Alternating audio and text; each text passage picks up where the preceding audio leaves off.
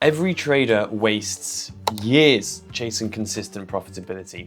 If I had to start all over again, I could save myself so much time, and I want to show you exactly how I do that. I've been trading for 5 years now, and although I was profitable from my first ever day of live trading, it still took an unnecessary amount of work to get to that point. If I could speak to my younger self, this is the video I'd be sharing with him. At the end of this video, I'll be revealing the one mistake that cost me the most time so that you can avoid it completely. In the last 5 years, I've literally seen hundreds of traders quit because they started trading all wrong, for the wrong reasons, with the wrong processes. Most of them now I see are in 9-to-5 jobs full-time, or they're just completely unemployed and they've kind of given up. And I think if they would have followed any of these 5 steps I'm going to be sharing with you, they might still be trading today. First thing you got to do is you need to find your edge, if you haven't already. Very important. I would say when you're looking for strategies, YouTube is all you really need. I would stay away from any flashy influencers because they're probably most definitely making most of their money from selling courses rather than from trading. I would say if you want to find a trader whose strategy you can copy, or a trader that you can learn from, like myself, the best place to do that is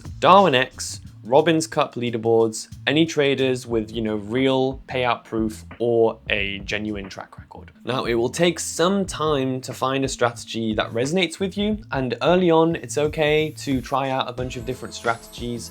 There's price action, supply and demand, or mean reversion is what I've been looking into recently. There's ICT as well, if you're into that, but I think that's a bit long-winded and overcomplicated. I would say that the most important thing you focus on when you're choosing your strategy is that you just find something that resonates with you, and then you stick to it. And that's the most important thing. I can not emphasize anything more.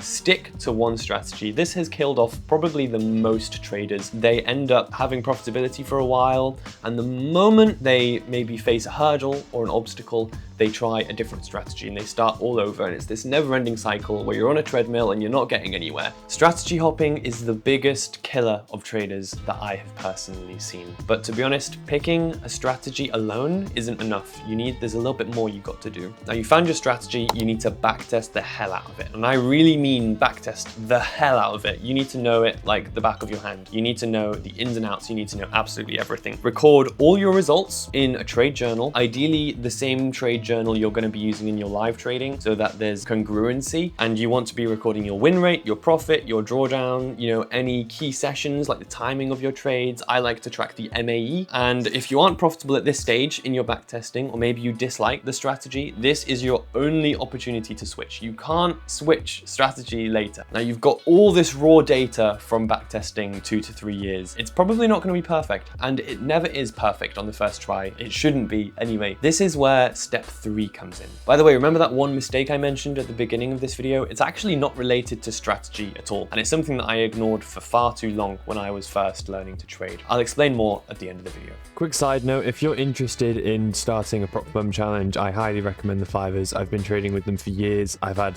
multiple payouts from them, and I'll put a link to them down below. So now it's time to refine all of that backtesting data you've gathered, and also time to wireframe your first trade plan. It's important that you cut everything that doesn't work. You need to be absolutely brutal, and you also need to double down on those entries that bring you profit. That's the main objective when you're refining your backtesting data. Now, if your journal has tracked enough variables and you've done it properly, like I mentioned earlier, there's the entry type, prior price action, there's different timings and sessions. What you can do in Notion is you can filter out different combinations of these variables to help you determine what's high probability and low probability. Now, it's important when you're doing your refining that you don't just focus on increasing the profit. There's a little bit more to it than that, and this is a mistake that I made. So when you're first doing your refining, you're going to want to focus on the ratio between the total quantity of your trades and your total profit. Now, by doing this, you're actually focusing on the average profitability of each individual trade. And what this basically means is that you are trying to get as few trades as possible and as much profit as possible. You don't want to just have, 200% profit and 1,000 trades trades. That doesn't make any sense. It's way better to have 20 trades and 200% profit. Do you see what I mean? Now, this also means sometimes you'll be removing trades and it'll reduce your total profit. If I'm able to remove half of my trades and still keep 80 to 90% of my profits, in my opinion, that's worth doing because it's going to reduce your maximum drawdown. Now, based on all this refining that you've done, you're going to want to wireframe a really basic trade plan. You're just going to want to have,